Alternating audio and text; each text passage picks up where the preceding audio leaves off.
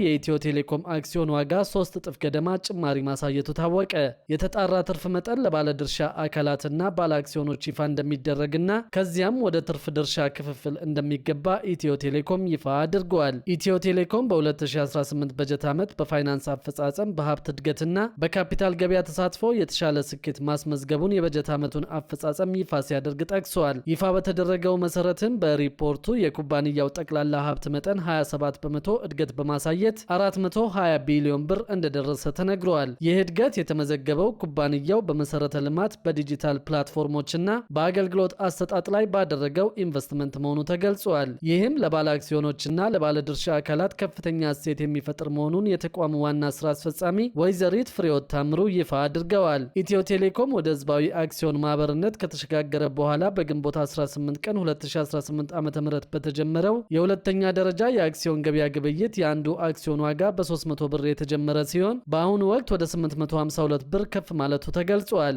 እስካሁን ድረስ ወደ 47000 የሚጠጉ የአክሲዮን ግዢ ጥያቄዎች የቀረቡ ሲሆን ከነዚህም ውስጥ 96 በመቶ የሚሆኑት አክሲዮኖች የባለቤትነት ማረጋገጫ ሂደት መጠናቀቁ ተገልጿል። ፋይናንሻል ኦዲቱ ከተጠናቀቀ በኋላ የተጣራ ትርፍ መጠን ለባለድርሻ አካላትና ባለ አክሲዮኖች ይፋ እንደሚደረግና ከዚያም ወደ ትርፍ ድርሻ ክፍፍል እንደሚገባ ፍሬሕይወት ታምሩ ገልጸዋል። በ2028 የደንበኞችን ቁጥር 100 ሚሊዮን እና የቴሌብር ተጠቃሚዎችን 75 ሚሊዮን ለማድረስ እቅድ መያዙንም ነው የገለጹት። በበጀት ዓመቱ 603 አዳዲስ የሞባይል ጣቢያዎች ወደ ስራ ገብተው አጠቃላይ ቁጥራቸው 10613 ደርሷል። ይህም 1.5 ሚሊዮን አዳዲስ ተጠቃሚዎችን ተደራሽ እንዳደረገ ተነግሯል። የደንበኞች ቁጥር 90.1 ሚሊዮን ሲደርስ 86.9 ሚሊዮን የሞባይል ድምፅ፣ 51.5 ሚሊዮን የሞባይል ብሮድባንድ፣ 1 ሚሊዮን የፊክስድ ብሮድባንድ እና 719,000 የፊክስድ ድምፅ ተጠቃሚዎች መመዝገባቸው ታውቋል። የቴሌብር ተጠቃሚዎች 60.5 ሚሊዮን ደርሰው በአመቱ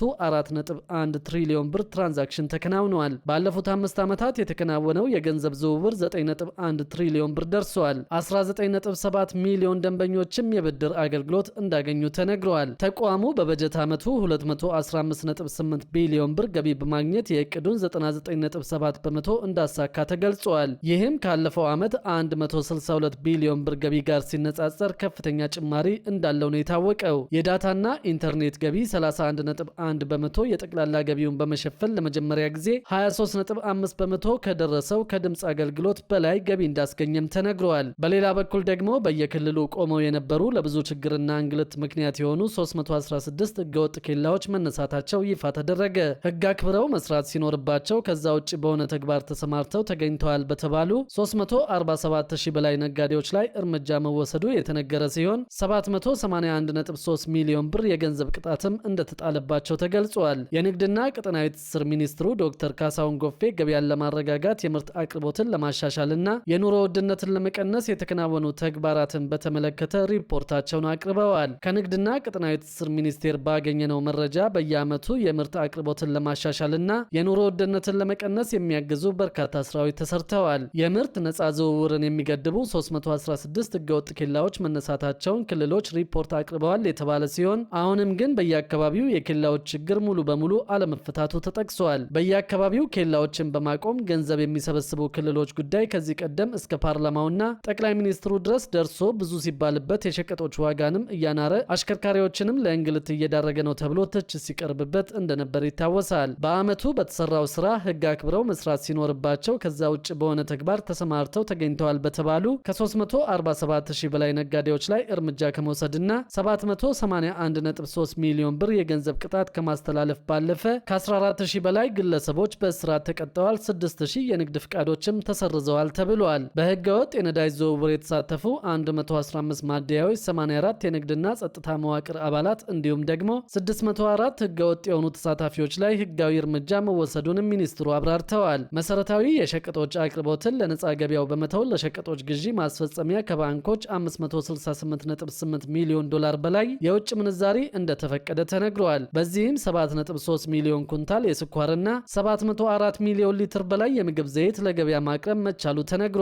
የነዳጅ አቅርቦትን በተመለከተ 5.2 ሚሊዮን ሜትሪክ ኩብ ነዳጅ የቀረበ ሲሆን ይህም የእቅዱን 91 በመቶ አፈጻጸም ነው ተብሏል። በሪፖርቱ አምራችና ሸማቹን በቀጥታ የሚያገናኙ 804 አዳዲስ የሰንበት ገበያዎች መከፈታቸው አጠቃላይ ቁጥራቸውም 2000 በላይ መድረሱም ተነስቷል። ተነስቷል። እነዚህ የገበያ ስፍራዎች ምርትን ከ10 እስከ 20 በመቶ በሚደርስ ቅናሽ ለህብረተሰቡ እንዲያቀርቡ እየተደረገ ነው ሲሉ ሚኒስትሩ ተናግረዋል። በበጀት ዓመቱ 32 ዘመናዊ የገበያ ማዕከላት ወደ ስራ ገብተዋል ያሉት ሚኒስትሩ ለቁም እንስሳት ገበያ ማስፋፊያ 750 ሚሊዮን ብር በጀት ተመድቦ የግንባታ ስራ እየተሰራ እንደሚገኝ ተናግረዋል። የምግብ ዋጋ ግሽበት 15 በመቶ ሲደርስ ምግብ ነክ ያልሆነ ግሽበት ግን በጥብቅ የገንዘብ ፖሊሲ ምክንያት ወደ 11.1 ዝቅ ብሏል ያለው ሪፖርቱ አጠቃላይ የዋጋ ግሽበቱ 13.4 ሆኖ መመዝገቡን ጠቅሷል። የናፍጣ ዋጋ በ49 በመቶ ማደግና የውጭ ምንዛሪ ተመን በ26 በመቶ ማደግ ለዋጋ መናሩ በቀዳሚ ምክንያትነት ተነስተዋል። ሚኒስቴር መስሪያ ቤቱ በተጀመረው የ2019 በጀት ዓመት የምርት አቅርቦትን በ10 በመቶ የማሳደግ